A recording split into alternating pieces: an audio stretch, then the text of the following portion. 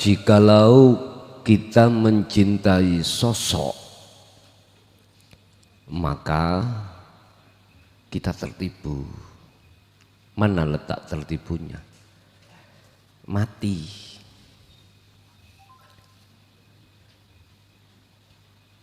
Sosok itu sesuatu yang bisa fana. Tatkala kita mencintai sosok, maka tertipulah kita. Makanya jikalau ada suami atau istri mengatakan cinta yang sebenar-benarnya, kok ya cintai nang figur, maka itu bohong. Cinta itu bohong. Cinta yang sebetulnya cinta adalah patuhnya apa yang sudah suami tetapkan. Apa yang sudah suami teladankan, yang suami teladankan itu atas dasar perintah Allahnya. Jadi bohong nek ono kalau ada seorang istri atau suami mengatakan cinta kalau terhadap sosok itu bohong. Atiullaha, kau dikatakan cinta kepada Allah beneran kalau kau cinta pada Rasul. Yang dimaksud cinta pada Rasul bukan sosok, patuhnya kita di dalam olehnya menjalankan risalah dan teladan beliau. Satu contoh, Rasulullah memberikan satu teladan bahwasannya sebelum kau meninggal laksanakanlah pertemuanmu terhadap Tuhan. Jikalau ini diabaikan, walaupun kau lesan berkoar-koar mengatakan aku cinta Rasul, itu sebetulnya bohong. Ngerti bohong? Bohong iku ngapusi. Sama antara suami dengan istri. Kalau sudah ditetapkan untuk hatinya itu ke Allah, lah kok si suami atau istri itu nyeret-nyeret nanggonin dunya, berarti cintane bohong. Bohong.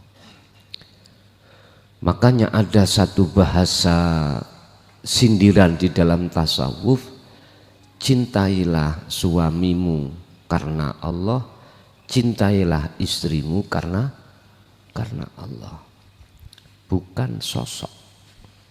Kalau sosok nyun sewu, ya kalau umur 20, 25, 30, mentoko 40 si gagah, si ayu,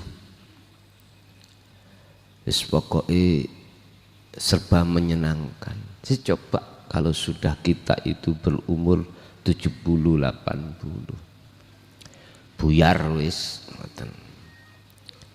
Loh, itulah satu bukti bahwasannya yang namanya cinta itu bukan sosok. Allah katakan, barang siapa yang patuh dengan aturaku yang kulewatkan terhadap Rasulku, maka ikulah hamba-hamba yang kuhendaki untuk bisa bertemu aku. Makanya Kanjeng Nabi dawuh yang menirukan dawuh Allah dalam Al-Quran, fattabi'uni, ikuti apa yang menjadi teladanku. Dalam Al-Quran itu Bapak Ibu, yang paling menyolok teladan Rasulullah itu adalah yarjullaha. Ada keinginan hati untuk mendekat dan bertemu Allah. Ini biar jenengan tahu, cinta sak temene cinta iku sing ya apa. Bukan cinta karena tubuhnya koyok leneng niku ngoten ya, ngerti leneng. Langsing koyok Mbak Yesi. Nah, mboten. Buyar Pak nek awak dhewe ku mencintai sosok. Buyar. Pun berkenaan dengan cinta, maka dalam kesempatan malam hari ini kita akan bicara apa yang menumbuhkan cinta yang sejati itu. Apakah cinta itu diajarkan oleh orang-orang yang mencintai sosok, ataukah mengajarkan seseorang yang mengajarkan cinta itu dengan cinta yang sebenarnya? Cinta yang sebenarnya berarti patuh dalam satu kebenaran. Itulah cinta yang sebenarnya. Ini masih kisaran kita bicara tentang ilmu hakikat.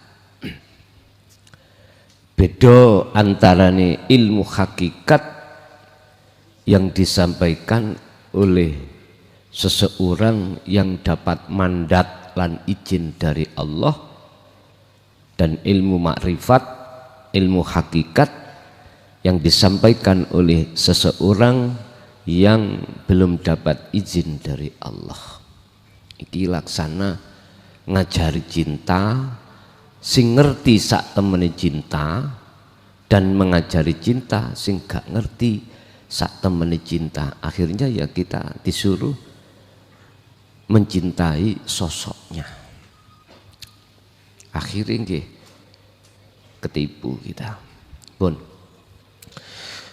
qala musannifu rahimahullah, dawuh sapa Kiai Musannif di dalam hikmah yang ke-198. Idza buligha, tatkalane den tekaake, tumekaake. Apa sing den tumekaake? Ilmul haqiqati, ilmu hakikat. Apa ilmu hakikat itu? Ilmu yang mendidik hati, khusus hati kita. Bagaimana cara untuk mencintai Allah dengan benar? Bagaimana cara kita untuk bercinta terhadap Allah dengan benar? Walam yanal, sedangkan orang merkoleh sapa wong iznan ing izin minallahi saking Allah Ta'ala. Ketika kita diajarkan oleh seseorang tentang ilmu hakikat untuk mencintai Allah, dan orang itu belum dapat mandat atau izin dari Tuhannya, bagaimana?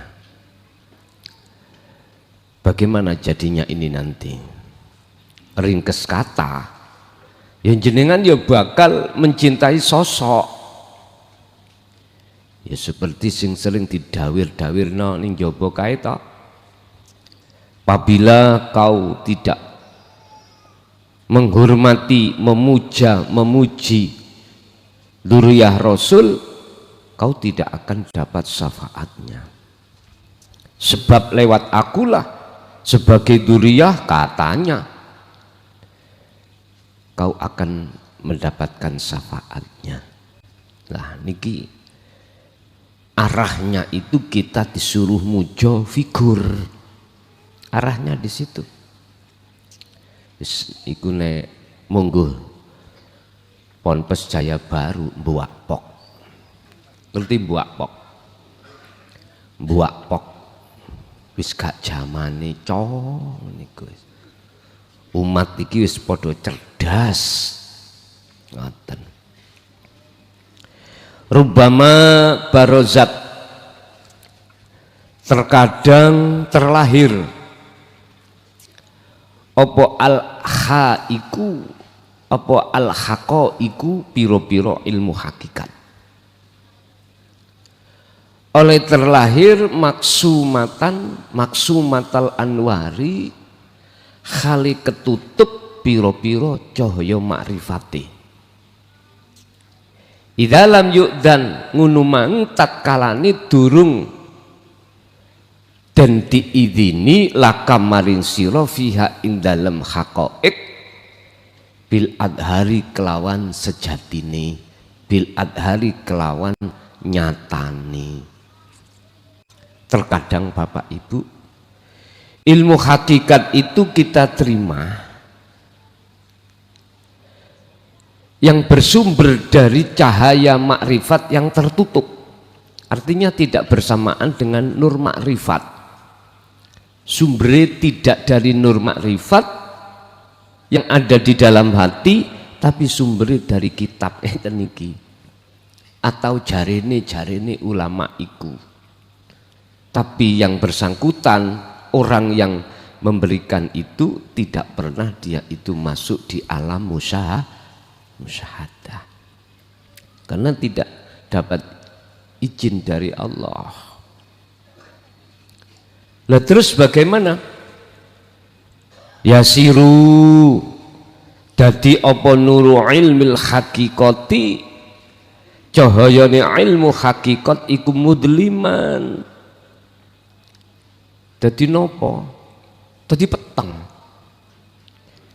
Dadi ilmu hakikat itu mestinya sebagai pembuka hati iku bisa untuk laku kholwat, selanjutnya masuk di dalam kekholwatan nur makrifat Allah nyalakan, iki malah ndak, malah tidak.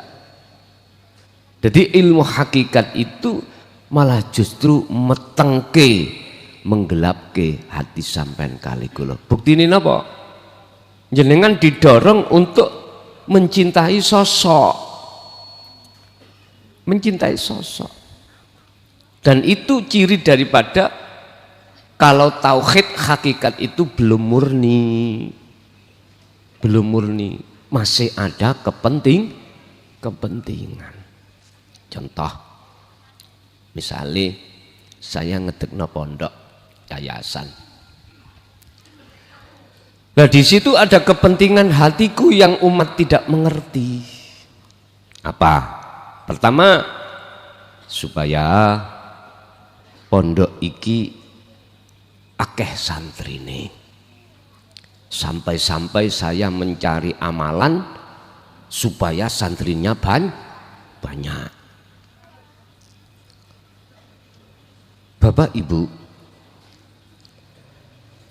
hanya karena semacam kepentingan seperti inilah, jelas itu salah satu tanda apa ilmu yang muncul dalam diri saya itu bukan dari hati yang bersinar, akan tetapi dari akal yang kotor saya. Akhirnya ngotori hatiku.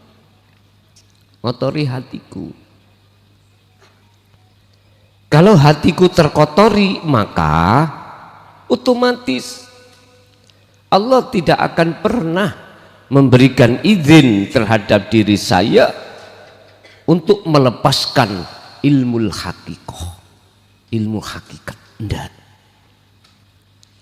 Artinya Allah tidak akan pernah memberikan izin tatkala ilmu itu saya lepaskan dari cocot saya. Enggak bener toh? Nah ya, cuman kok guyu? Oh, bener kok guyu? Maka itu tidak akan menjadikan samiin pendengar itu manfaat, nggak bisa. Bapak Ibu hadirin rahimakumullah. Yang kedua, menjadi satu kebanggaan dalam hati saya. Kalau hati saya sudah berbangga-bangga karena ilmu itu, juga tidak akan pernah bermanfaat. Inilah Bapak Ibu tanda kalau saya itu belum ada mandat izin langsung dari Allah untuk melepaskan ilmu hakikat. Mestinya ya, saya terlebih dahulu sebelum buka pondok, sebelum menerima santri, wadah di dalam hati saya harus kami bersihkan terlebih dulu dari kepentingan apapun. Mestinya gitu. Supaya apa? Apa ilmu hakikat itu yang muncul dan timbul itu bersumber dan berdasarkan nur makrifat. Kalau ilmu itu sumber dari nur makrifat di dalam hati seseorang, siapapun panjenengan, mesti Pak gak kadik kita bicara, mungkin kita bahasa mesti bermanfaat bagi orang lain. Termasuk salah satunya paham, salah satunya dalam hati ini yang mendengarkan itu ada rasa keinginan untuk mendekat pada Allah.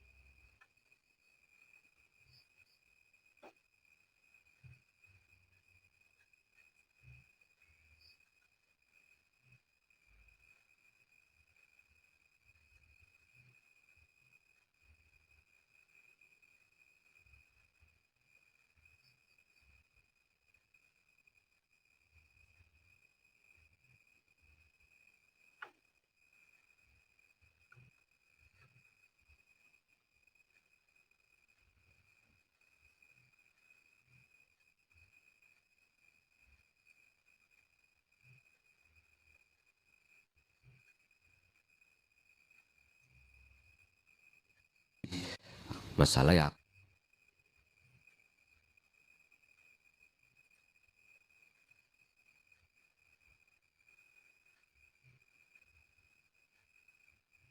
ilmu.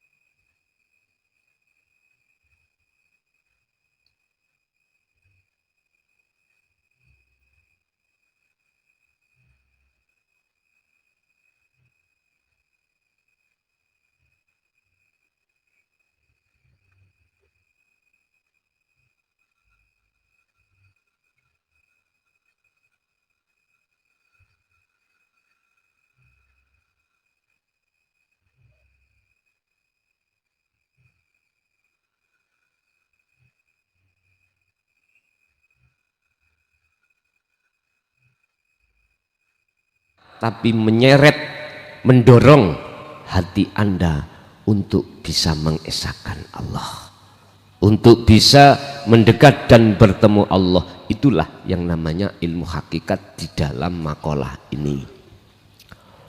Waman lan utawi sabane wong iku lam tatamah, durung sempurna apa sifatuhu piro-piro sifatiman, walam yanalan durung merkoleh sapa man idnan ing idin minallahi saking Allah libayani ilmil hakikati krana arai jelaske ilmu hakikat ya faidan mongko dumadaan faida bayanahu mongko tetep meksa sapa man olehnya menjelasake keliru niki niku kudune kanggo pulpen ana pulpen ana iki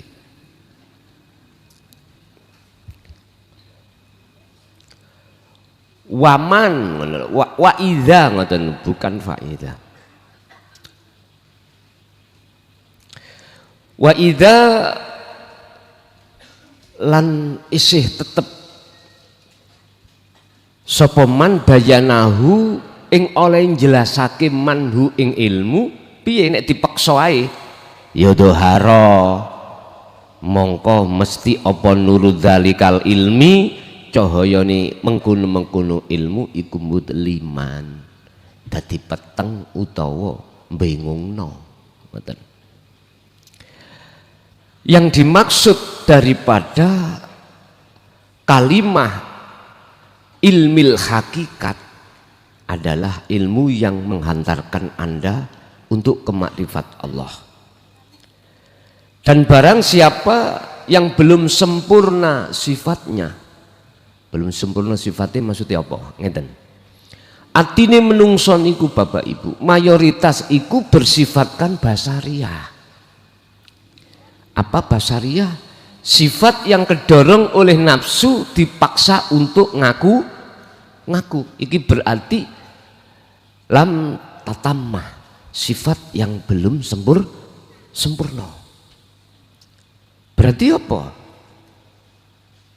Berarti membawa sifat hayawaniyah iki.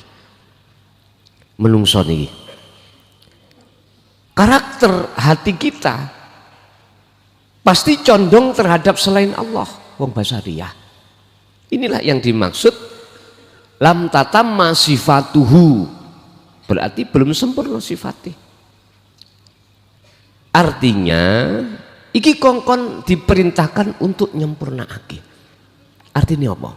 Sifat basariyah yang muncul dan timbul dalam hati Anda ganti dengan sifat basirah. Loh, sifat basirah sifatnya Gusti Allah toh? Iya, artinya ngeten, hanya dengan Anda melakukan sering kholwat dengan kunci dzikir itulah nanti sifat basariyah dalam diri Anda diganti Allah sifat basirah. Bukan lantas Anda ngaku-ngaku sebagai Tuhan, enggak. Loh, katanya nggak boleh menungso iku memegang sifatnya Allah. Sifat hakikati menungso dengan sifat hakikati Allah berlawanan. Udah bener.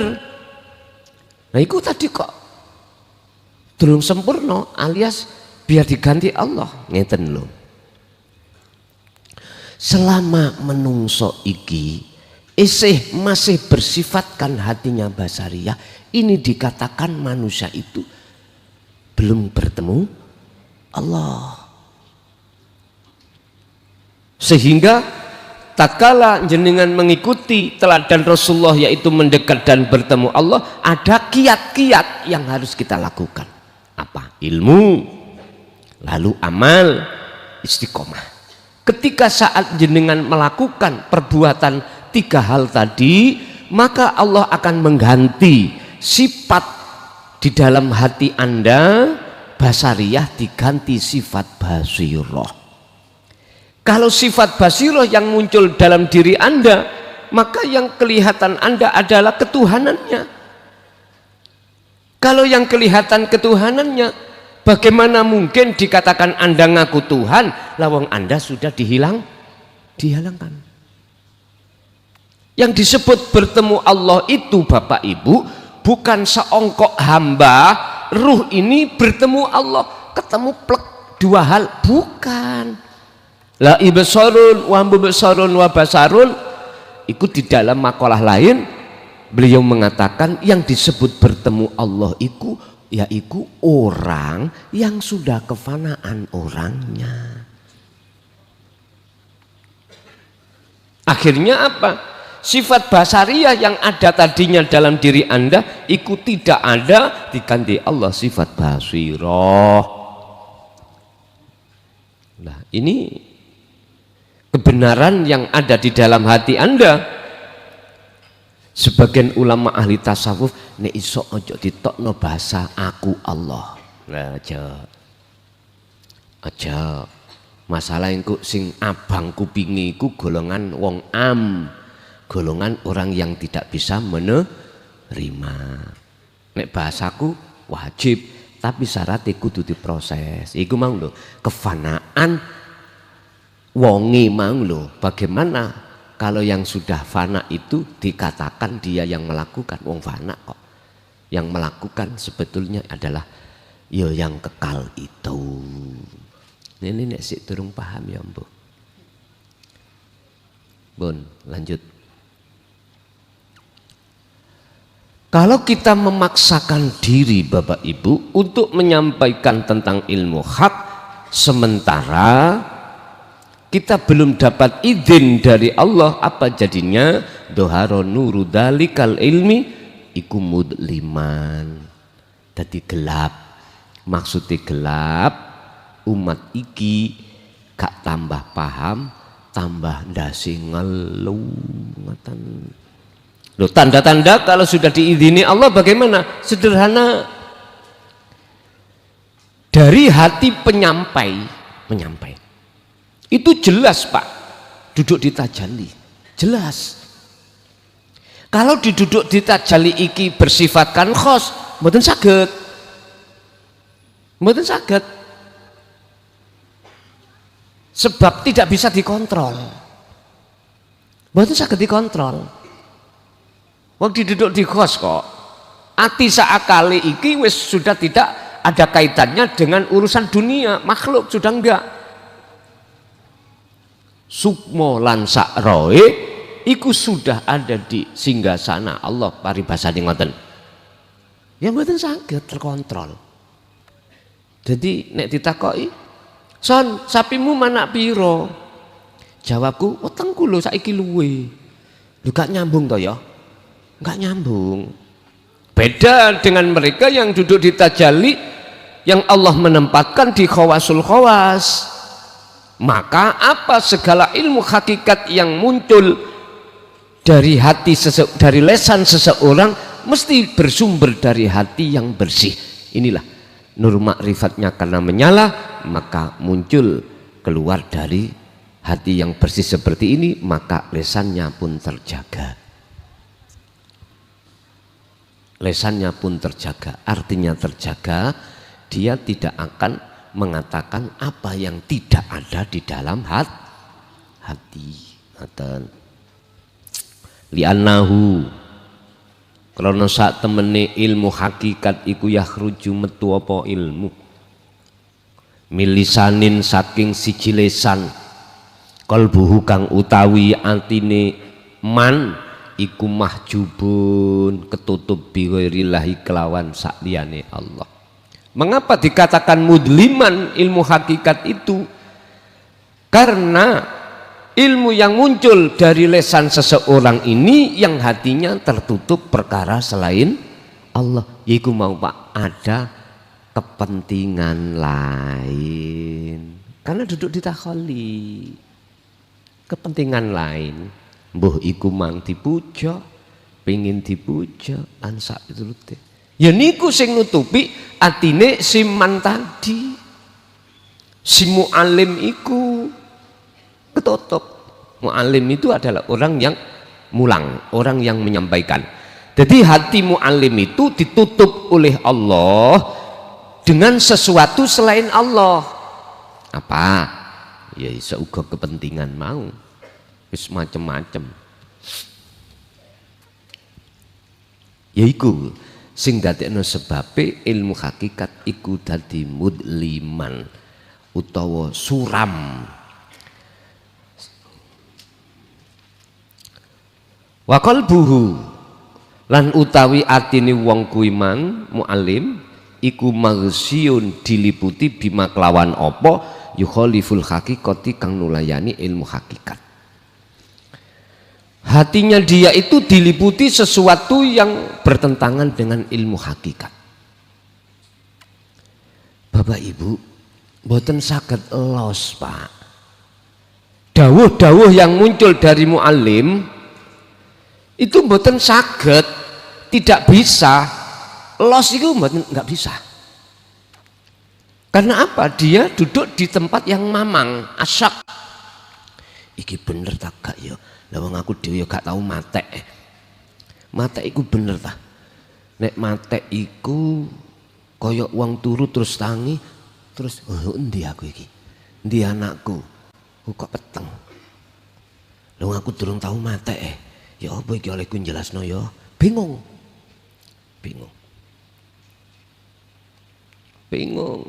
hati anak wong cerita sing cerita iku durung membuktikan dia badi cerita ndugi pundi ndugi wong liya ndugi kitab niki lho kitab niki lho ndugi kitab dadi mboten saged los tidak bisa menjelaskan apa yang dimaksud daripada inti kitab itu. Podo Quran ya ngoten. Sampai jelasno isine Quran. Dari sisi tajwid wis bener. Dari sisi muhakamah tafsir sudah benar. Tapi Anda kitab di dalam diri Anda belum terbuka, maka nggak bisa Anda akan menyampaikan dengan benar. Al-Isra ayat 14 dibuka. Kemarin ada yang tanya waktu di Banyuwangi.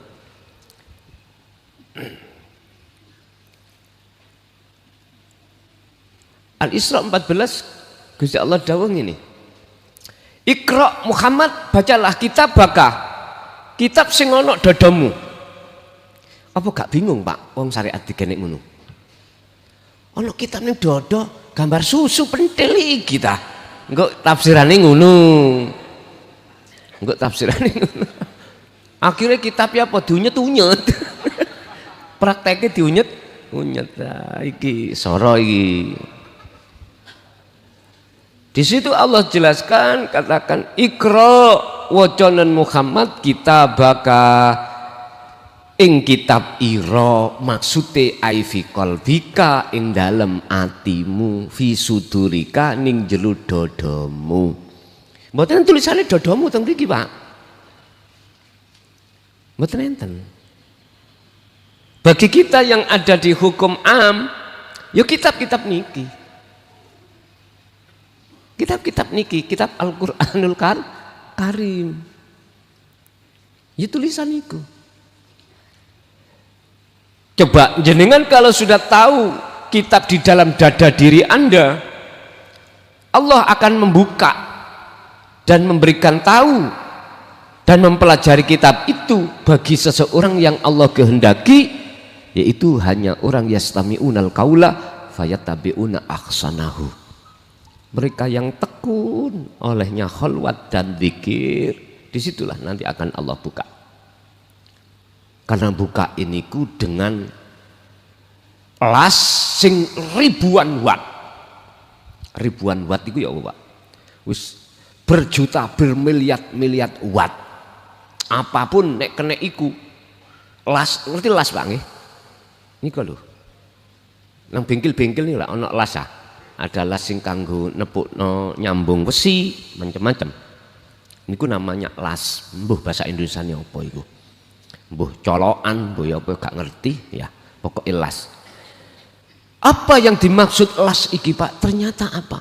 Yang dimaksud ketika saat mi'rajnya Kanjeng Nabi ribuan cahaya, bahkan berjuta bermiliat-miliat cahaya. Siapa yang kena cahaya ini merotol, hancur sudah. Makanya malaikat Jibril dawuh ngeten dateng Kanjeng Nabi Muhammad. Ketika malaikat Jibril buruk itu disuruh wis apa jenenge ngenteni Kanjeng Nabi Muhammad di sab ndukure sab langit 7 wis Muhammad, aku gak kuat ngetutno lakumu iku ana kono. Cuman aku pesen situk ae iki lho, wacanen. Bacalah at-tahiyatul mubarakatus sholawatut thayyibatulillah. Sebab nanti selepas itu ada ribuan cahaya yang akan menghanguskan dirimu. Itu adalah penghormatan, Mbak. Salik yang ngono. Salik ini kalau tidak ada penghormatan kepada Allah, ibarat kita mlebuning omahe tiyang rumahnya orang, kalau tidak gawe penghormatan rupa salam sampurasun, paling tidaklah kula nuwun wong Islam assalamualaikum, kok ya langsung ndelonyor mlebu, dapat izin mboten? Mboten. Mboten dapat izin. Sing dia digurak sampean. Diusir. Sing untung Pak nek diusir tok. Sing nemen iku diteriak maling.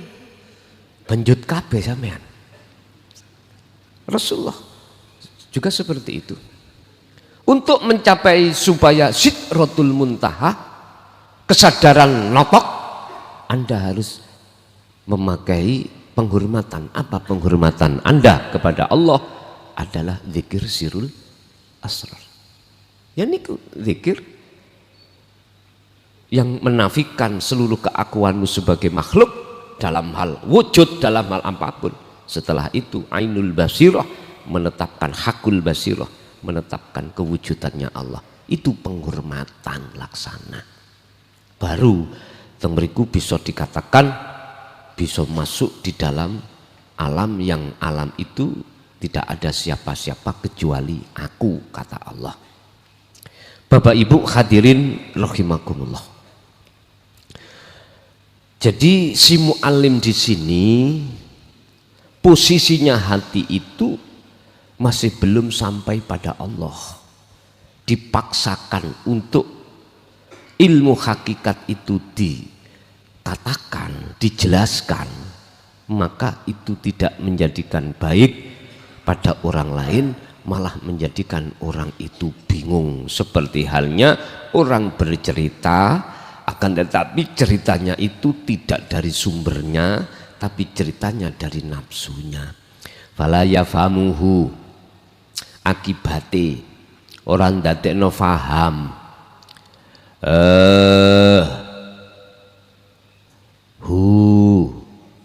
Ngono. Fala yafamuhu, mongko orang dadekake faham ing ilmu sapa asamiu, wong sing ngrungu. Justru ilmu itu nanti tidak menjadikan faham terhadap yang mendengarkan. Bal yungkiru, balik ingkar sopo sami, wayar fudu lan balik nolak sopo sami. Artinya ini, nek ilmu hakikat ini tetap kita paksakan untuk keluar, sementara tidak dibarengi dengan nur makrifat di dalam hatinya mu'allim, maka para pendengar tidak hanya dia itu tidak faham, akan tetapi dia juga menolak, bahkan ngingkari kebenaran tersebut. Berarti kita harus lebih berhati-hati, ketika dalam mulut kita itu menyampaikan hal itu. Intinya wajib hati kita untuk duduk di tajalli terlebih dahulu, barulah ilmu yang muncul itu akan menjadi ilmu yang kebenaran atau ilmu yang membuat hati orang itu ayem, padang, tentrem, mekaten. Wal waliyulan utawi kekasih Allah, ikulah Buddha mesti opo ayu fahimahu ing yen to mahamake sapa mahamake ing wali sapa Allahu Gusti Allah awalan ing dalem kawitane mahamake ilmal hakikati kelawan ilmu hakikat ilal makrifati maring makom makrifat. Para kekasih Allah itu Pak, sebelum beliau menyampaikan ilmu hakikat itu terlebih dahulu Allah sampun memahamkan datang piyambake tentang masalah ilmu hakikat di alam makrifat. Ibaratnya kula akan cerita Pak, dek wingi niku kula ning Banyuwangi ngliwati gunung namane Gunung Kumitir. Ngertos nggih Gunung Kumitir? Wong Banyuwangi paham. Orang Jember paham. Duko itu masuk wilayah Jember napa wilayah Banyuwangi niku? Wilayah Jember nggih? Ngoten. Sampeyan tak critani Pak. Dalan ning kono iku menggok ngeten. Menggok. Mobil iki nek arepe nyalip ya, harus tahu di depan itu banyak mobil atau enggak. Pas tikungan, menurut teori gak boleh nyelip, gak boleh nyalip, karena tidak tahu di depan ada mobil. Artinya apa Pak?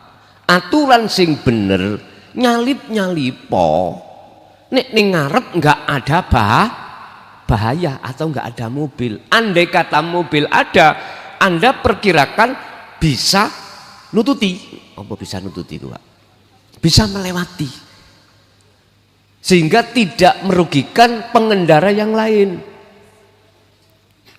Betul merugikan. Kan ada Pak nyelip merugikan itu ada. Sampai bengok-bengok supir sing disalip. Ada ngoten, sampai dipisui. Lah piye nyalip sret gak nutut langsung gobek ngiri sing mburi kan apalagi muatan ya. Soro Pak. Loh, itu berarti Anda tidak punya adab tata krama. Lah ngene iki salah. Salah. Ambil nyalip-nyalipo ketika saat kondisi aman itu. Artinya apa? Para wali Gusti Allah statementnya ketika saat sebelum beliau menyampaikan tentang ilmu hakikat, beliau itu sudah ditaklimi Allah langsung di dalam makom makrifat tentang ilmu hakikat ini. Beliau sudah diajari oleh Allah ketika saat di alam atau di makom makrifat. Sebab siapapun diri Anda jikalau sudah ditarik Allah di alam makrifat, seluruh ilmu rahasia yang bagaimana selembut apapun itu diajarkan Allah langsung terhadap jenengan.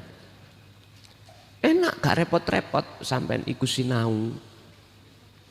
Sing penting sekarang kuncinya Anda itu sudah tahu bagaimana cara untuk masuk ke alam kelanggengan, alam syahadah. Urusan ilmu lah Pak, wis kok sampai ngerti dhewe, tahu sendiri di dalamnya itu wis ngilmu sing gak iso sampai hitung di situ, langsung jenengan akan difahamkan oleh Allah. Ya inilah dalam makalah nanti 200 berapa nanti disebut ilmu laduni. Ilmu laduni ku ilmu sing ilat muni dhewe. Laduni ilat muni ya iku mau.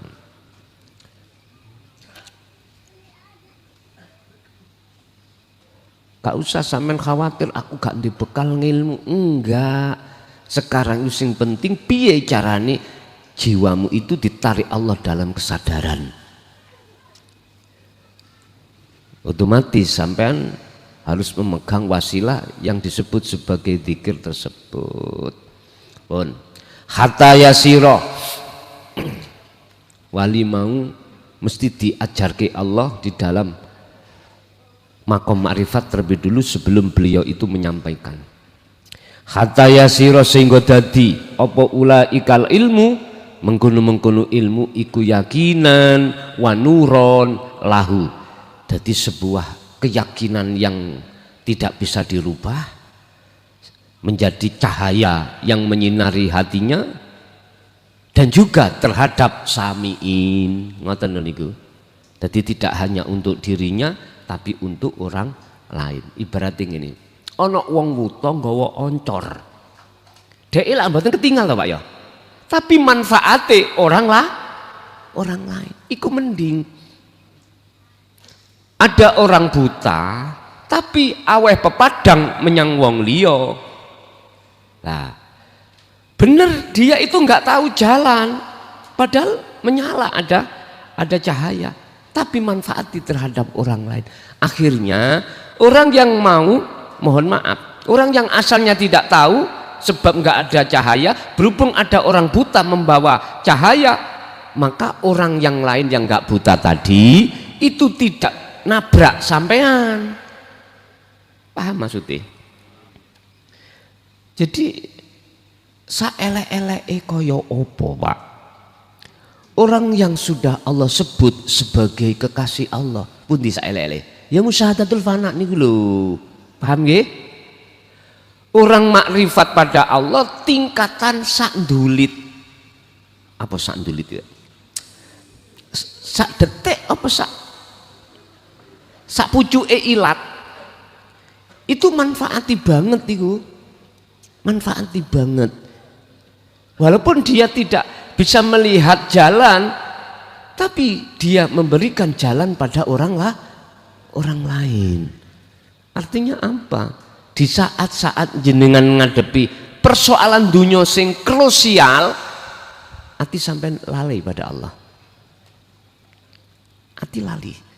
Jadi memang gitu karakter kita kalau masih di fana itu di situ, di musyahadatul fana. Lebih sedikit makrifat pada Allah daripada tidak.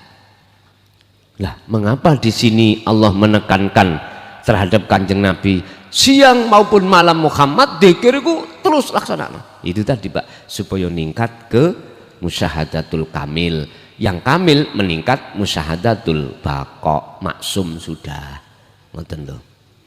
Nek bicara maksum niku wong syariat mecicil lah. Iku mung Kanjeng Nabi tok lah ngoten nggih. Heeh. Ya ora apa-apa.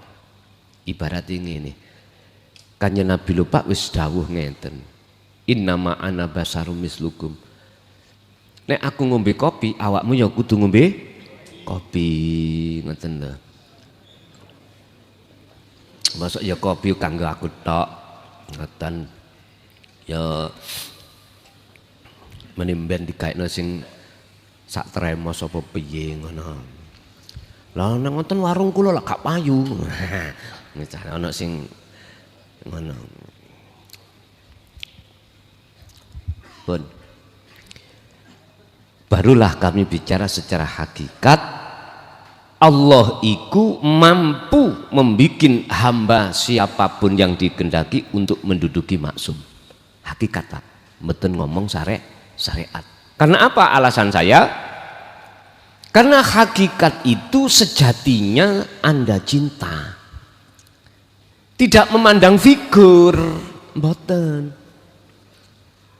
Memandang ketaatan sejauh mana ketaatan kita terhadap risalah Allah yang dibawa Kanjeng Nabi.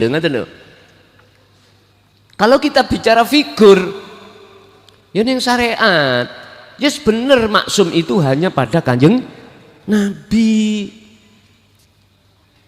Tapi kalau kita sudah ranahnya ning hakikat, Allah dawuh mayyasha, siapa yang Allah kehendaki.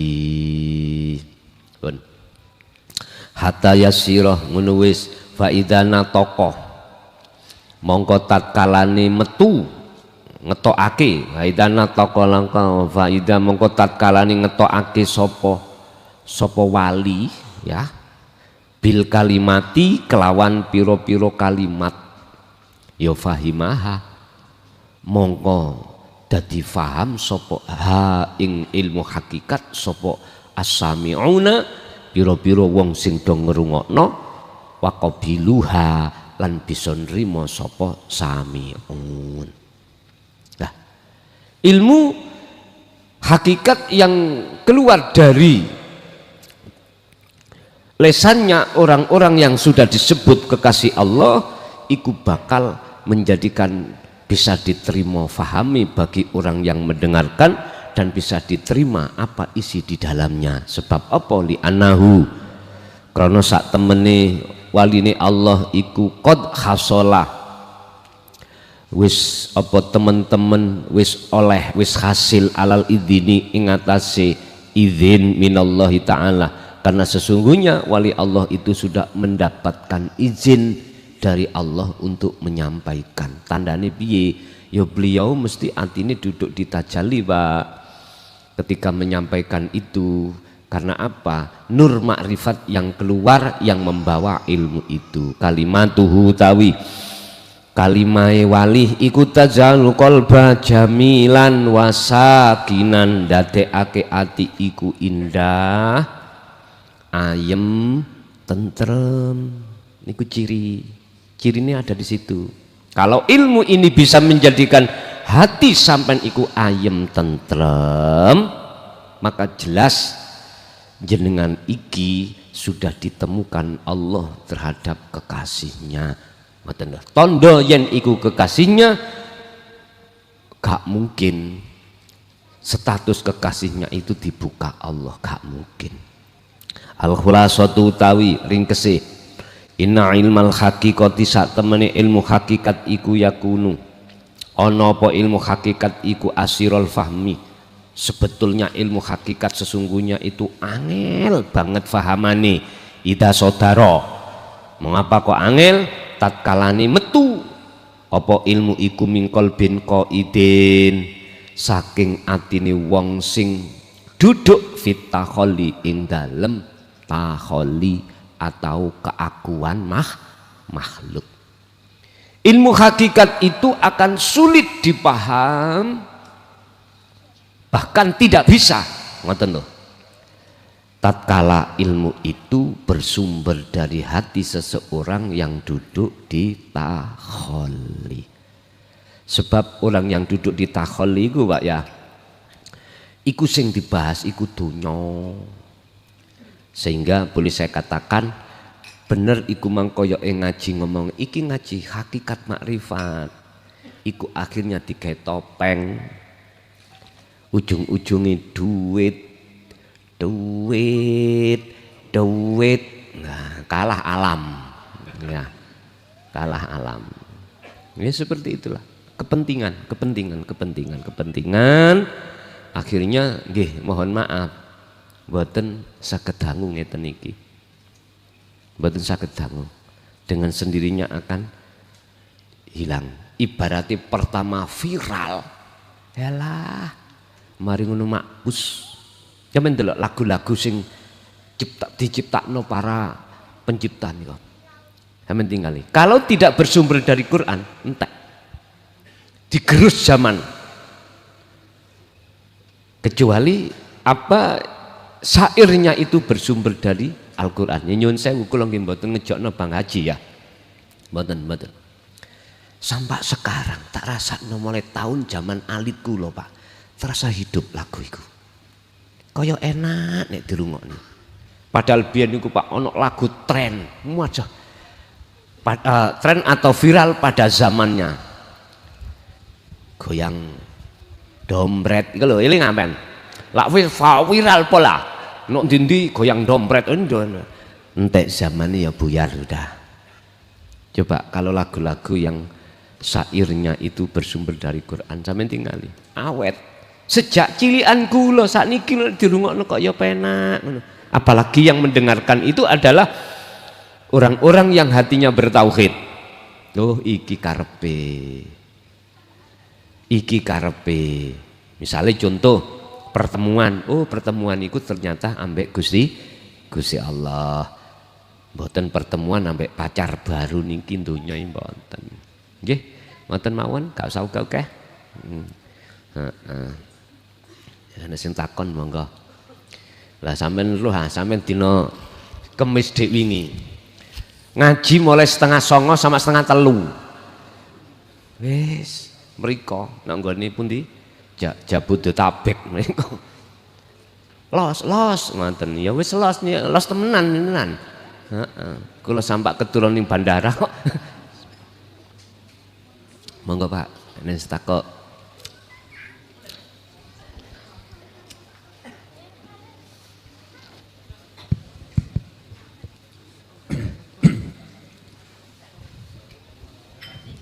Assalamualaikum warahmatullahi wabarakatuh. Waalaikumsalam warahmatullahi wabarakatuh. Perkenalkan Gus, saya dari Jember, pinggir Watulo. Saya mau tanya, ini terlepas dari seorang mu'alim Gus. Cuman kita juga kadang-kadang punya kewajiban sebagai seorang suami Gus. Tadi kan membicarakan masalah suami dan istri tadi. Seorang suami itu punya kewajiban membawa istrinya juga pada kebaikan. Nah, kemudian ada bahasan tadi itu bahwa kalau belum diizinkan oleh Allah itu kita tidak boleh mengutarakan atau mengajarkan. Konteksnya seorang suami dalam Al-Quran ar-rijalu qawwamuna 'alan nisa, punya kewajiban untuk mengajarkan kepada istri kita bareng-bareng. Untuk kita sebagai suami mungkin ya masih seperti ini, belajar Gus. Belajar untuk menuju ke tajalli. Apakah kita dibolehkan menerangkan kepada istri atau mungkin berceritalah tentang bahasan-bahasan yang bisa mendinginkan hati atau bisa membawa istri kita bareng-bareng menuju cinta kepada Allah Subhanahu wa taala. Itu yang pertama. Yang kedua, ketika kita sudah punya kewajiban itu, kemudian kita belum pernah berbeat atau mungkin ya masih ikut ngaji seperti ini, Gus. Ini apakah nanti tidak menyalahi aturan? Yang ketiga, saya kan oleh mursyid saya Yai Muhtarom Jember Yai. Nah, itu insya Allah nanti bulan Januari diperintahkan untuk pergi ke Kalimantan, mungkin di sana ada mau bangun pondok juga. Saya mohon kepada Gus Mukhlason untuk mengajarkan satu pelajaran yang bisa saya itu dekat, mungkin bukan saya tok ini, semuanya kepengen ya dekat kepada Allah, bahkan kita bisa namanya nyawiji marang Gusti Kang Akarya Jagat ngeten Gusti. Matur nuwun sanget namung niku mawon ingkang saged kula tanglaken. Wassalamualaikum warahmatullahi wabarakatuh. Waalaikumsalam warahmatullahi wabarakatuh. Bukan perkaranya boleh dan tidak. Makalah ini memberikan sandaran atau barometer. Jikalau ilmu itu bersumber dari hati, yang hati itu belum memancarkan nur makrifat, mongko dadine zulmatun, dadine suram. Tapi kalau bersumber dari hati yang bertajalli, berarti membawa cahaya kedamaian. Bukannya di sini boleh dan tidak diperbolehkan, enggak. Makalah ini menjelaskan akibat dari mu'alim menyampaikan dua hal tadi. Lah, apakah boleh kita sebagai ar-rijal, sebagai suami menyampaikan hal itu terhadap istri, sementara suami itu posisinya hati belum Allah nyalakan nur makrifat? Bukan persoalannya boleh dan tidak.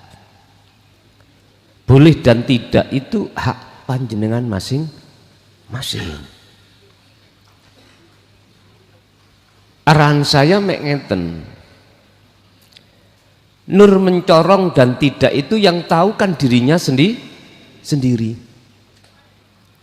Tandane ya napa? Kalau hati jenengan sudah Allah dudukkan di tajalli, berarti sudah. Ngoten lho. Bukan perkaranya boleh dan tidak. Cuman makalah ini memberikan penjelasan akibat dari mu'alim menyampaikan terhadap sami, pendengar, tatkala hatinya sudah mencorong atau belum mencorong, itu di situ. Bon, satu. Nomor dua, terkait sebelum berbaiat, kami itu ngaji-ngaji yang seperti ini, yang sudah ngaji tapi belum berbaiat. Terus bagaimana nanti ke depannya itu? Ngeten Pak, apa sih baiat itu? Baiat kalau menurut lugot adalah jenengan diikrarkan. Bahasanya cara wong sadurunge agamane Islam di beat lewat syahadat, disahadatno iku namanya beat. Diikrarkan, yang isi di dalam ikrar adalah tidak ada Tuhan kecuali Allah. Iki contoh. Lah, yang kumaksud beat di sini adalah menyambungkan talinya ruh dengan Allah yang selama ini sudah terputus oleh hawa nafsunya sendiri. Lah, nafsu memutus itu dengan hubus syahwah. Hati selalu mencintai pacar-pacar baru di dunia ini. Inilah yang menjadikan hati itu, talinya hati terputus, sehingga dianggap penting dan perlu penyambungan tali yang sudah putus. Ini namanya bai'at. Yang kedua, yang berhak dan bisa untuk menyambungkan kembali tali yang terputus tidak ada lain kecuali Allah. Dengan prinsip hakikat inilah Pak, semuanya itu yang menjalankan Allah, maka kami merekomkan terhadap seluruh umat boleh jenengan iku secara syariat berbaiat terhadap siapapun, manungso ataupun terhadap nyun sewu ning YouTube sama. Karena apa? Karena yang berhak untuk menyambungkan tali itu adalah Allah. Lah Allah tidak hanya ada pada diri seseorang, tapi terhadap YouTube pun Allah ada. Sing penting Anda itu sudah paham ketika sebelum mengucapkan asyhadu terhadap illallah, ini hati sampean ada rasa sambungan terhadap Allah yang sebetulnya di situ. Itu yang terpenting. Ini maksudnya baiat. Lah, jenengan sudah seringkali memahami tentang masalah syahadat. Cara prakteknya di setiap saat dan waktu itu termasuk cara penyambungan hati sampean datang Allah. Sampun. Yang ketiga, tolong diajari, ditaklimi cara untuk kita itu bisa mendekat dan bertemu Allah. Wis kan bayan ngoten niku. Konten-konten saya yang mungkin jumlahnya saya tidak tahu, yang diupload oleh kru, itu semuanya bertajuk giring hati sampean supaya hati sampean itu ada respon untuk keinginan mendekat dan bertemu Allah. Kesadaran yang cepat tergantung jenengan iki mau atau tidak. Kemarin di mana itu ditanyakan, kalau niki pengen, oh ini Jember kalau nggak salah, ini Banyuwangi, di dalu lah Banyuwangi, di Jakarta. Ada yang tanya gini kalau nggak salah, bagaimana kami secara teori sudah tahu untuk khalwat pada Allah, ilmunya sudah tahu, bagaimana cara untuk lekas cepat bertemu Allah. Tak jawab nih. Jenengan wis kadung takok koyok ngunu ya. Padahal sing menentukan cepat dan tidaknya adalah Allah. Udah, baik siang maupun malam, jangan pernah hati kecolongan sedetik apapun, senafas apapun, kecuali Anda harus berzikir sirul asrar. Lah ini sudah saya jawab, kok gak dilakoni? Niku jenenge cara wong niku ngani ngoyo. Takok-takok tapi gak dilakoni, iku jenenge ngani ngoyo. Sampai ada di makalah Pak, entah berapa makalah berapa saya lupa. Ilmu ini tidak boleh dipertanyajawabkan. Ada makalah yang mengcounter seperti itu. Tapi bagi saya nggak berlaku sepanjang kita belum paham untuk melakukan. Boleh, bahasa saya boleh, babalah bertentangan. Boleh dengan catatan ya, kita memang betul-betul belum paham. Selanjutnya kalau sudah dijawab maka wajib untuk melaksanakan. Nyun sewu. Hukume mangan babi kangge wong Islam haram mboten? Oke, haram. Tapi selain agama Islam mboten. Mboten. Wis, salat 5 waktu hukume wong Islam wajib mboten? Wajib. Kanggo orang selain agama Islam mboten. Berhubung jenengan asalnya tidak paham, maka sekarang tanya terus paham, maka yang asalnya gak wajib tadi ya wis. Paham ya Mas Iqbal? Sehingga saya sendiri namun begini Pak, piye ya proses keadaan hati umat ini lekas dia itu sampai pada Allah. Akhirnya hukum sing asalnya itu gak wajib dijadikan wajib ketika saat kita itu sudah masuk di dalamnya. Sebab kalau zikir itu mboten sampean hukumnya awak sampean iku sebagai hukum wajib, maka nanti jenengan kali kula niki nggih sembrono. Rapopo awale iku meksa-meksa nafsu. Nanti pada akhirnya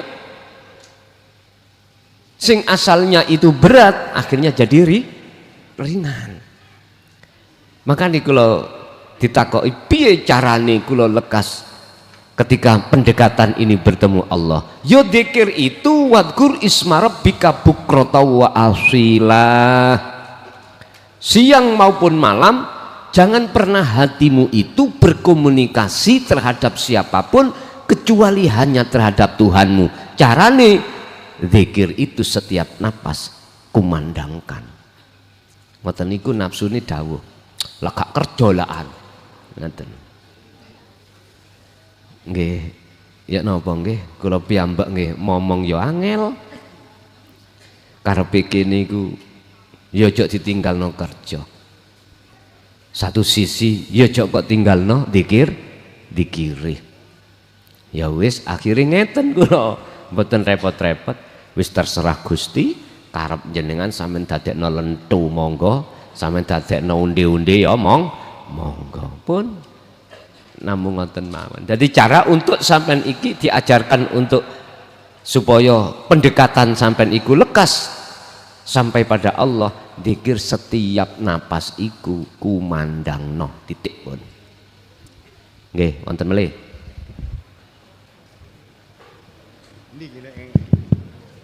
Bismillahirrahmanirrahim. Yang saya hormati mursyid kula Romo Kiai Haji Mukhlason Rosid, sedaya jamaah ingkang hadir, bapak-bapak maupun ibu-ibu, wassalamualaikum warahmatullahi wabarakatuh.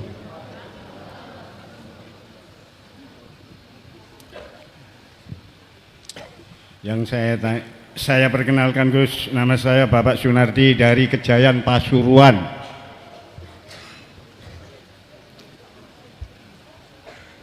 Man kana fi hadi a'ma fa huwa fil akhirati a'ma fa adallu sabila.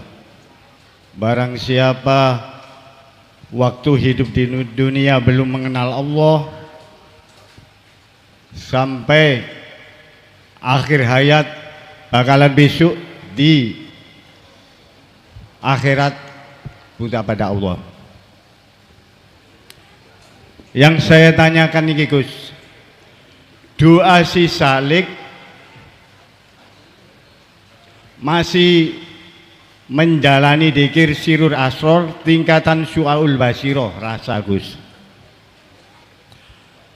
Apa bisa Gus mengangkat roh yang sudah buta di alam barzah sampai mengangkat sampai ke alam musyahadah kerajaan Allah Gus, nomor satu. Nomor dua, si Salik menjalani ibadah ghairu mahdoh. Dia masih juga tingkatan zikir sirur asror, masih tingkatan syu'aul basiro rasa. Dalam arti ibadah tersebut ghairu mahdoh itu bekerja Gus. Apa itu sudah dikatakan kolwat Gus, dan sudah dikatakan bertemu Allah. Gitu aja Gus pertanyaan saya Gus. Wassalamualaikum warahmatullahi wabarakatuh. Waalaikumsalam warahmatullahi wabarakatuh. Siapapun selain Allah tidak bisa menolong pada yang lainnya. malakum dzarraw wala naf'an. Kamu sekalian, siapapun, bahkan setingkat Rasulullah, nggak bisa menolong, mensafaati terhadap siapapun. Cuman yang bisa hanyalah Allah. Kalimat niki hanya berlaku bagi hati seseorang yang sudah murni tanpa ada kepentingan apapun. Itulah yang kumaksud orang-orang yang sudah Allah tarik di makom ma'rifat. Andai kata secara fisik kelihatannya itu figur seseorang yang menolong, tapi sejatinya bukan. Contoh. Abiyasa itu duweni putra, Pak. Sampai yang namanya Pendawa 5. Ngerti Pendawa ya? Oke. Kaya sing nyelametno kan Abiyasa. Tapi asline sinten? Pak Dalang. Wong Abiyasa iku seongkok wayang. Ya. Kulit pisan, nggak iso apa-apa. Artinya apa? Ketika saat jenengan ikut ditolong seseorang atau tetangga, kalau kita memandang makhluk, mesti kita beriman makhluk itu bisa menolong. Tapi coba sedikit aja kita melihat siapa di balik itu semuanya. Kalau kita beriman bahwasanya malakum dzarraw wala naf'an, iki ayat Quran mengatakan bahwasanya makhluk itu bisa menolong, berarti kita mengingkari ayat ini. Kalau kita beriman selain Allah itu bisa memberikan manfaat atau bisa mendatangkan mudarat, maka nabrak dengan ayat ini. Rasulullah pun memberikan satu pernyataan dalam hadis sahihnya, la haula wala quwata illa. Dari pertanyaan orang yang masih duduk di su'aul basirah, apakah bisa untuk menghantarkan orang lain ke makom musyahadah? Tak jawab, ora iso. Yang bisa menghantarkan hanyalah Allah. Mengapa saya jawab seperti ini? Supaya pandangan sampean, persaksian sampean ini murni, tidak membengkokkan sesungguhnya, tidak membengkokkan. Makanya bab sholat ini, Pak, ada yang mengatakan gini, gak apa-apa kita sholat itu seiling sakliyane Gusti Allah, sing penting ngelakoni lah, ngerti dah? Menurut kami, Pak, kami loh ya, iku sama halnya jenengan iki ditemak jangan sampai naik, ngaten niki. Sama halnya seperti itu. Mestinya gini, piye carane sampean iku waktu sholat iku akimis sholat lidzikri, hanya semata-mata mengingat Tuhan, mengingat aku. Mestinya dikasih solusi ngoten. Enggak wis gak apa-apa, sing penting nglakoni, lho ngoten. Makanya kalimat ini kalau saya tanggapi sama dengan kita itu telah gandoli orang atau tidak menginginkan orang itu meningkat mutu sholate, lho ngoten. Bapak Ibu, jangankan yang masih di su'aul basirah, sudah sampai ke hakul basirah pun makhluk nggak bisa menolong yang lainnya. Karena apa? Dirinya kan sudah nggak ada. Di hakul basirah kan sudah nggak ada toh, Pak. Bagaimana mungkin sesuatu yang tidak ada bisa menolong sesuatu yang tidak ada? Iki lucu. Nggih, mohon maaf. Sesungguhnya semua itu yang menolong adalah Allah. Innaka la tahdi man ahbabta walakinnallaha yahdi may yasha. Muhammad dalem Gusti, sesungguhnya kamu itu hakikate sak temene ora iso, nggak bisa memberikan petunjuk terhadap orang lain sekalipun orang dekatmu, ahli bait, sahabat, nggak iso. Lah terus sinten sing saged nulung niku? Walakinnallaha yahdi may yasha. Yang bisa menolong hanyalah Allah terhadap hamba yang Allah kehendaki. Berhubung syariate melaku, maka syafaat atau pertolongan atau hidayah Allah dititipke Kanjeng Nabi. Wis kanggo jenengan kali kula. Sekarang dikembalikan pada umat, memandang siapanya kamu? Memandang kulitnya atau isinya? Kalau memandang kulitnya mesti beriman Kanjeng Nabi. Kalau mandang isinya berarti Allah. Selanjutnya yang nomor 2, ibadah mahdoh ataupun ghairu mahdoh, apakah bisa dikatakan kholwat? Kholwat itu apa sih Pak? Terjemahane yakfur bitaghut wa yu'min billah. Ati sampen iki ngilangi keakuan diri. Jikalau jenengan ibadah ghairu mahdoh sing tidak murni, kok ati sampean iku mau nggak muncul pengakuan jenengan yang melakukan, justru di dalam hati adalah hakul basirah, Allahnya yang melakukan, berarti ya bisa dan boleh lho, ngoten lho.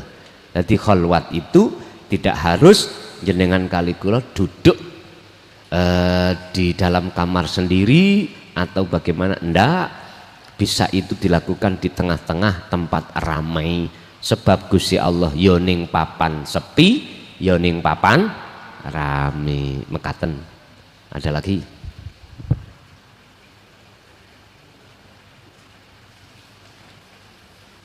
Assalamualaikum warahmatullahi wabarakatuh.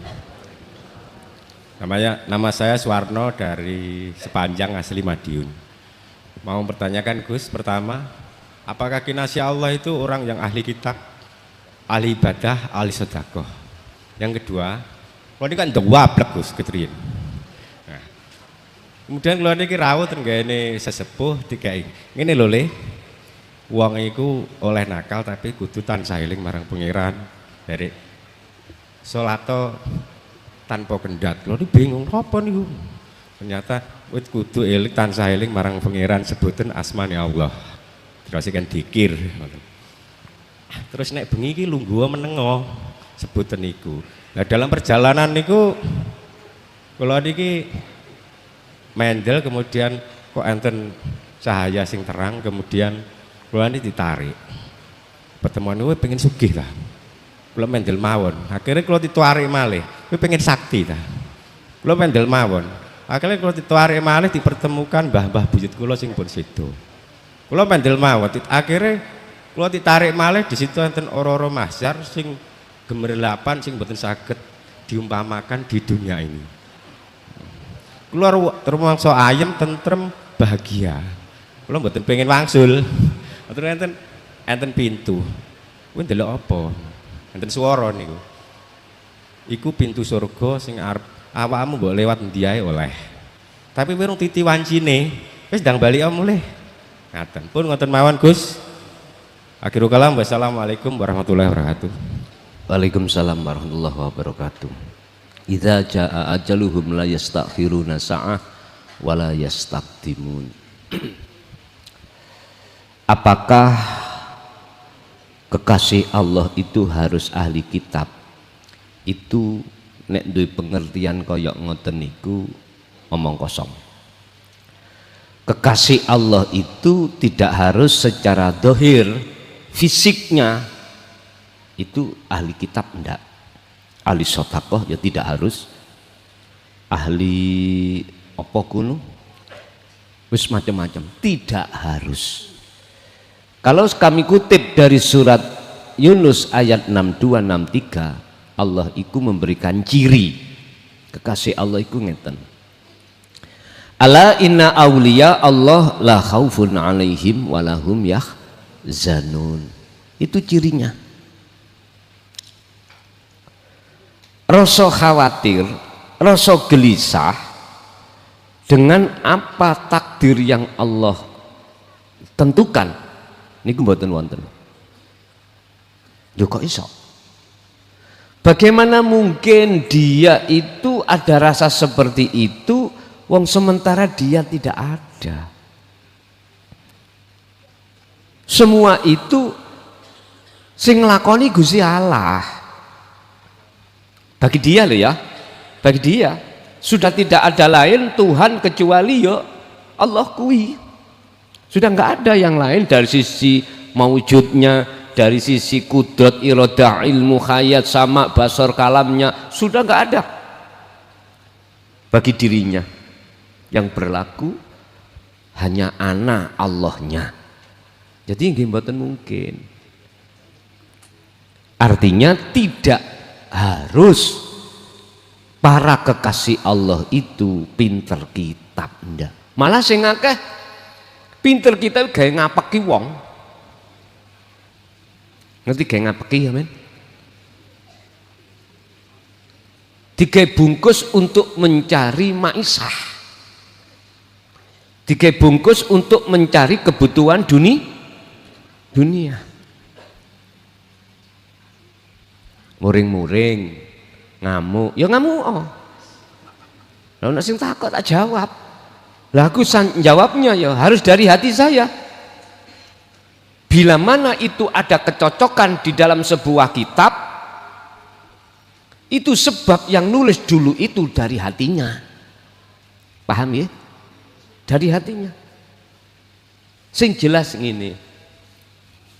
Kebanyakan itu Bapak Ibu, kita sebagai manusia ketika saat diletaki Allah ahli kitab itu dibuat untuk mencari satu dunia, kebutuhan dunia. Lah kebutuhan dunia itu apa ya? Mungkin hanya berbentuk materi, enggak, non materi. Contoh saya tak buka nggo kitab rek, dia niku gak tahu nggo kitab balas yo. Pinten tahun niku, 20 tahun niku ya wis ngaji ya wis awang-awangan. Basa mlebu tahun 2025. Banyak kritikan. Ngaji kok gak ono kitabe. Akhirnya Gusti Allah merentahake kula kudu nulis kitab awal, kitab akhir. Loh mulai sejak iku ta akhirnya buka-buka kitab, moco-moco kitab ngeten niki. Iki contoh. Terus ning atiku Pak nyun sewu. Ada kepentingan yang Anda tidak tahu umat iki apa? Supaya jenengan iki ngewahno kula. Lho jos rek nek ngono. Iso maca Quran iso mreteli kitab gampang banget mreteli iki disaweki lak pretel kabeh. Ya dah. Kedudukan Syekhul Kalamnya itu cocok ya nyun sewu. Inilah kebanyakan seperti itu. Ujung-ujungnya umat iku cek nih duweni pujaan menyang aku. Niki kepentingan wis gak cocok.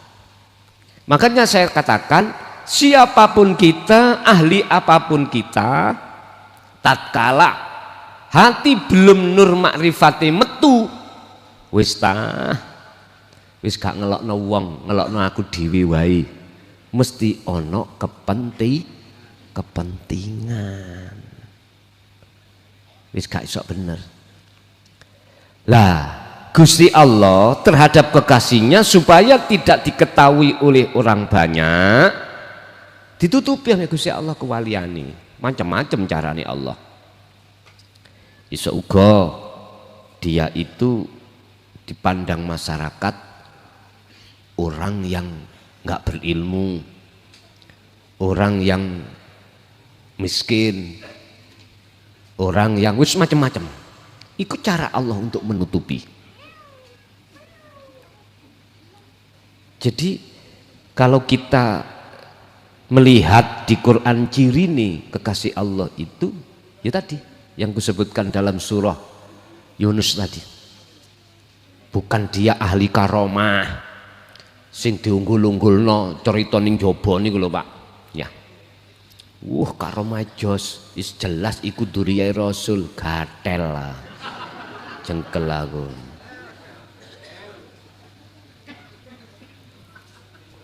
Ingat, si Saleh ketika saat dididik dengan ilmu hakikat supaya bisa makrifat menyang Allah, ketika suluk tujuannya itu ke Allah, bukan ke karomah. Bahkan di dalam makalah dikatakan iku gak penting. Gak penting. Perkara gak penting bagi si Saleh sing cerdas, gak digoleki Pak. Mesti mencari hal yang penting. Karena apa? Karena mengingat umurnya kita tidak tahu. Lah gitu toh? Wis iki sing penting. Bapak Ibu rahimakumullah, ana ibadah iku sing gak kenek dikodok ketika saat jenengan teledor. Mboten saged. Tapi ada ibadah yang boleh dikodok dikarenakan kita teledor. Yang nggak boleh dikodok, nggak ketemu sampean golek ning syariat sampai kitab entekno sak lemari gak ketemu. Yuk kitab ning dodo sampean iku akan ketemu, ada keterangan, ada ibadah baik di dalam mahdoh murni atau tidak murni nggak bisa dikodok. Ibadah sing ya apa sing dimaksud? Nyawiji. Sampean nyawiji dina iki, kalau ini tidak bisa nyawiji, ketinggalan, besok waktu lagi hilang wis. Bagaimana kita akan mengodok? Nek sholat duhur saged Pak sampean kodok, sampean sauri saiki ini. Tapi tentang masalah penghadapan terhadap Allah, nyawiji terhadap Allah setiap saat dan waktu, itulah ibadah yang tidak bisa dikodok. Wis gak paham kita kalau di makom am ibadah yang koyok ngono gak paham. Makanya lah nek dipahamno ilmune ojo kakean.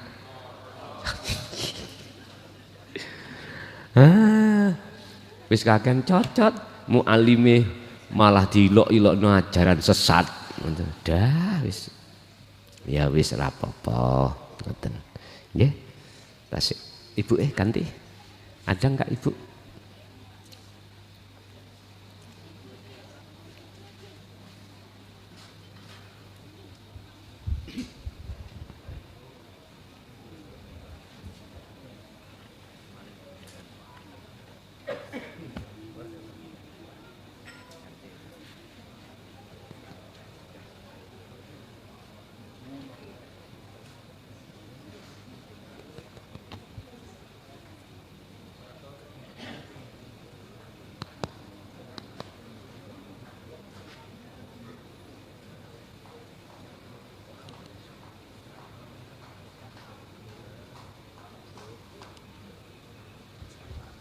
Operator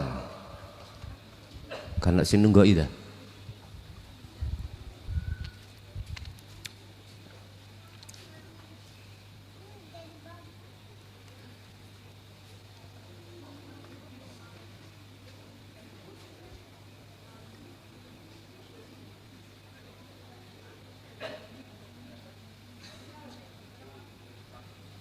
orang nuntut apa?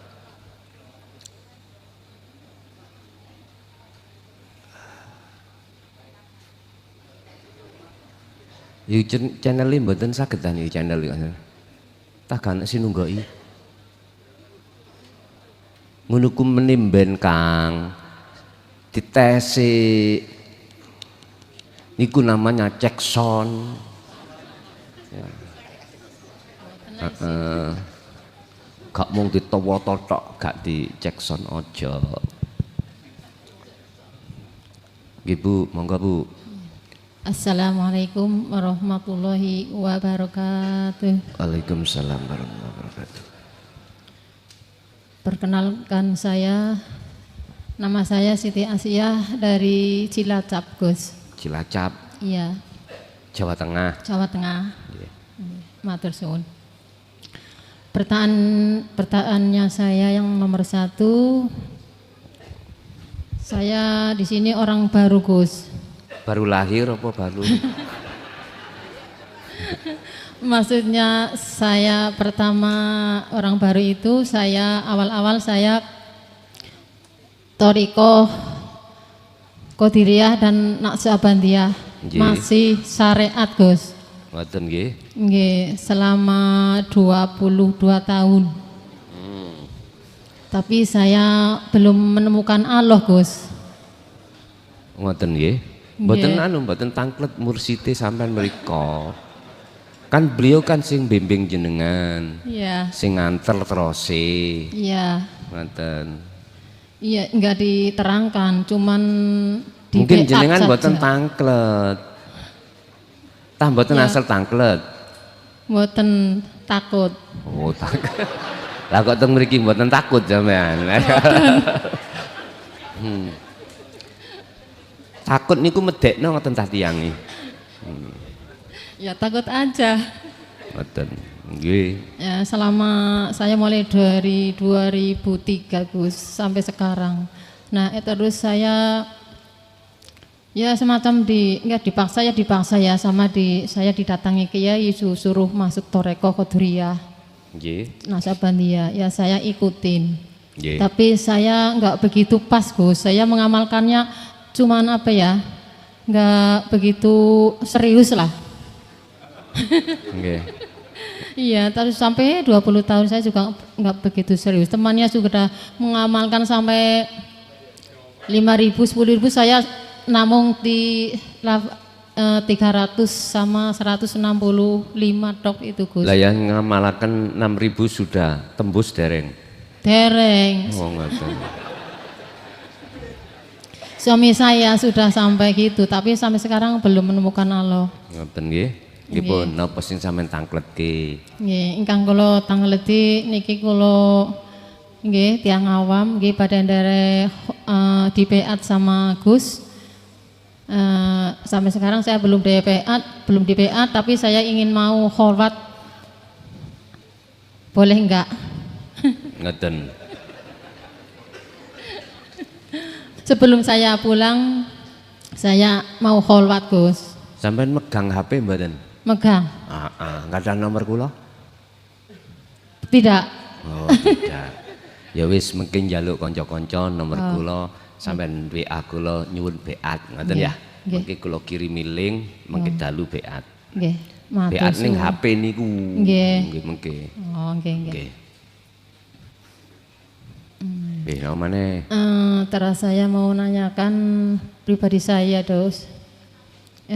Kalau orang awam itu kan boleh mendoakan anak-anak dan saudara dan keluarga semuanya. nggih. Kita setiap hari juga mendoakan. Kalau menurut Gus itu boleh enggak? Ngoten nggih. Nggih. Sampun Iya, apa namanya? wonten meleha. Ya wis tak jawab langsung sampai mikir sampean ya. Ya. Ngeten Bu. Gusti Allah iku Ya. ketika saat hambanya ditaruh di dalam makom, sing makom itu ketiadaan selain Allah, itu wonten macam kalih. Nggih. Sampai pun tertuju teng kula.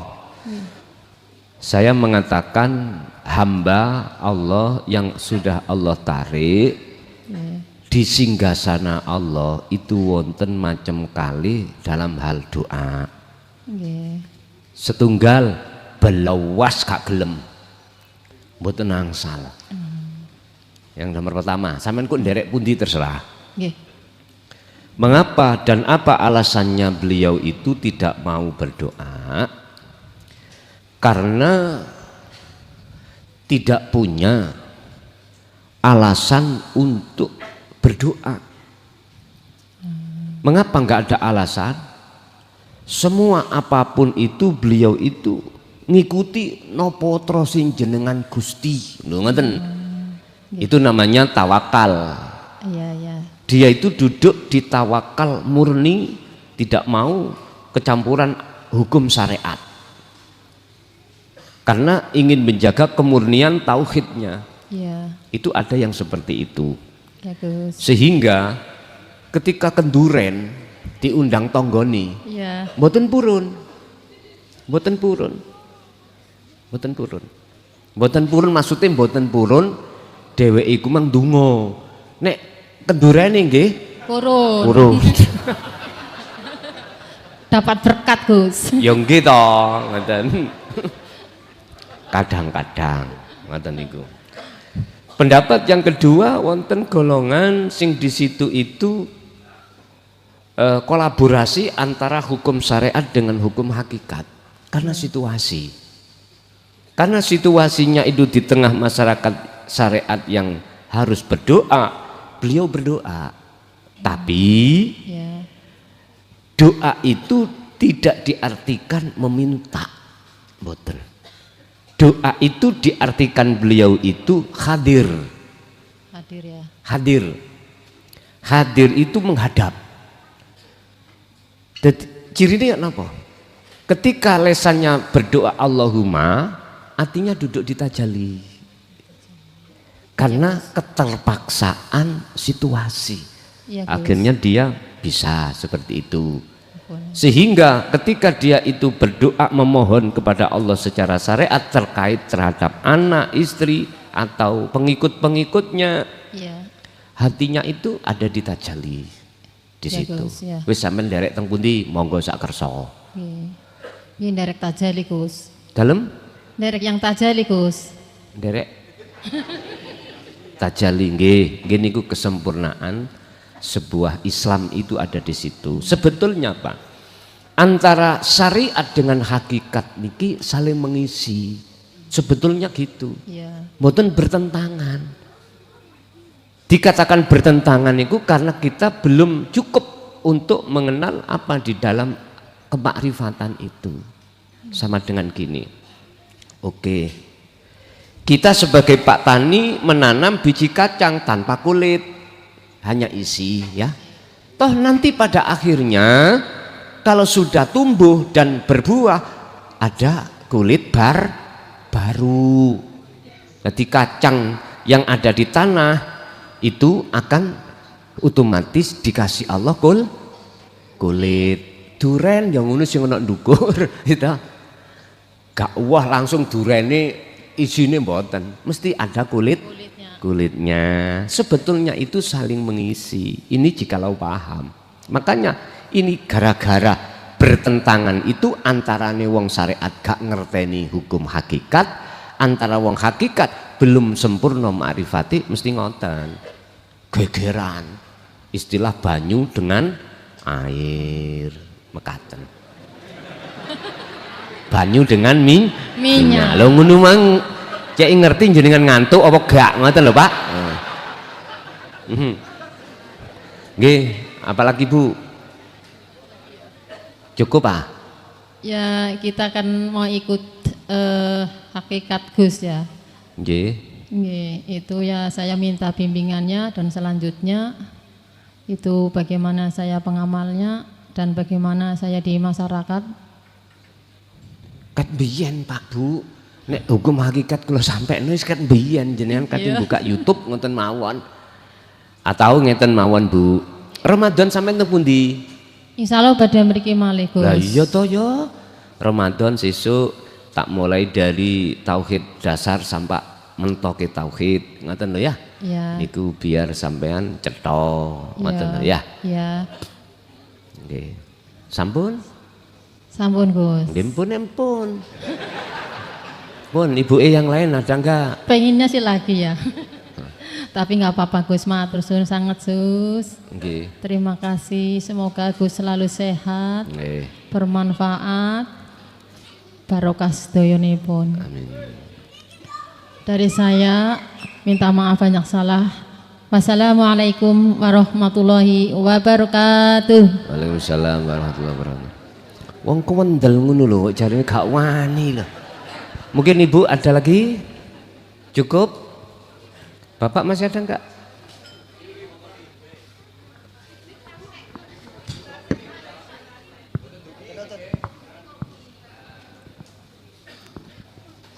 Oh nggih.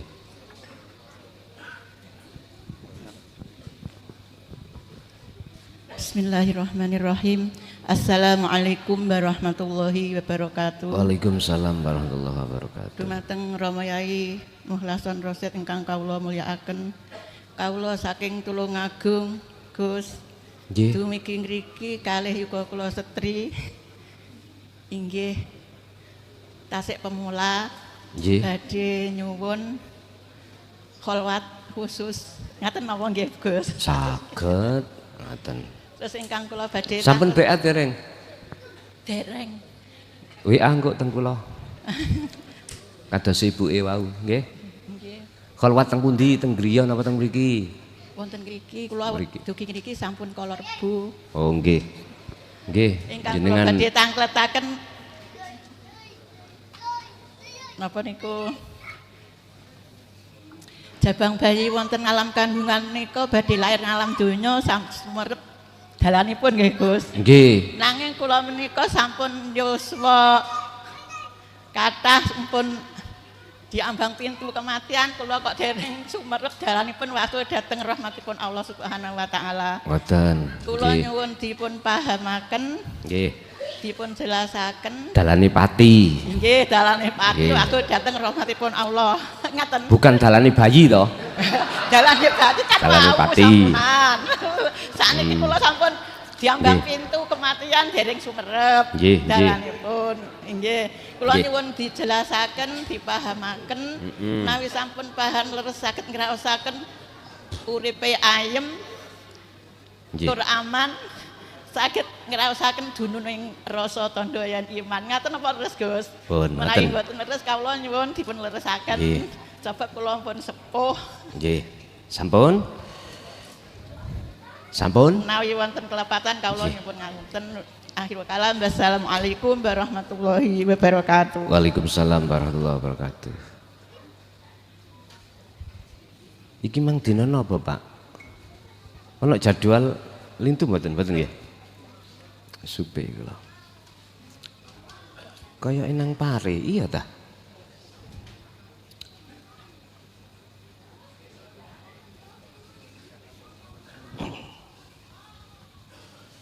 Mboten Pun. Sampai buka mungkin nanggone surat Al-Ahzab ayat 21 Bu. Niku sampai hayati. Isine ngeten. Di situ ada 3 kategori. Pertama adalah liman kana yarjullaha. Yang kedua adalah wal yaumal akhirah. Yang ketiga wa dzakarallaha katsiran. Menawi jenengan mencari dalane pati ada di situ. Pertama, hati sampean harus ada keinginan untuk bertemu Allah. Udah jenengan karena sudah kesini berarti wis ono keinginan. Kalau sudah ada keinginan, maka lakukanlah pembuktian untuk menemuinya. Mboten susah Gusti Allah temonani. Mboten kados jenengan iki madosi dhuwit sing ana nisor bantal. Mboten. Sebab apa? Sebab Gusti Allah niku mboten adoh teko jenengan. Cuman dikatakan angel karena tidak tahu kunci. Kalimat pertama tadi sudah ada, oke. Kalimat kedua wal yaumal akhirah, Gusti Allah iku ning ndi? Nek miturut ayat itu sebutannya adalah wal yaumal akhirah. Iku artine wujuding Gusti Allah itu ada di dalam dan di luar jenengan. Ya wis, kuncinya apa untuk bisa bertemu di situ? Nah, yang nomor 3 di situ adalah dikatakan wa dzakarallaha katsiran. Zikir iku terus menerus sampai lakoni ning ati. Zikir sing pundi sing dijadikan sebagai kunci sehingga bisa bertemu Allah baik di dalam maupun di luar. Gini ki sing kula sebut sirul asrar. Bu niku sampean gue coki. Sebab di tingkatan su'aul basirah zikir tersebut ada proses namanya nafi isbat. Maksudnya meniadakan keakuan sampean sebagai makhluk yang wujud. Nek iku wis tiada, maka otomatis akan muncul wujud sejati ning Gusti, yaiku urip ning awak sampean dalam hal ngelakoni nopo mawon. Wonten mriku niki kuncine. Pun jelas kalau kinten jenengan kali kula mung tinggal gelem berangkat apa ora ngoten. Berhubung jenengan wau pun ngakoni sis apa jenenge umur sudah tua, nggak ada alasan jenengan untuk tidak lekas ngelampai. Ya ngelampai niki lapak disebut kholwat. Pun ngoten mawon. Al-Fatihah.